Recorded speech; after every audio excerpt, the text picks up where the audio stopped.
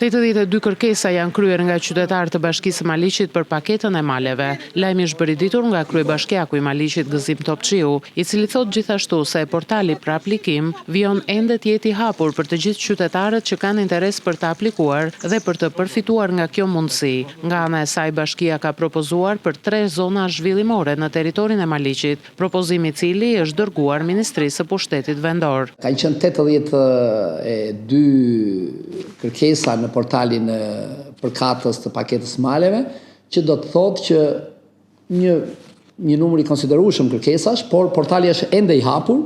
Ne i kemi shpallur zona zhvillimore, 3 zona tona malore dhe kemi përfshirë pothuajse gjithë territorin e bashkisë. Një zonë përfshin nga Maliqi deri në Gorë e Moglic, për pjesën malore të Maliqit, por themi edhe zona tjetër. Një zonë është pjesa nga Pirgu, Vreshtasi edhe deri në Plas.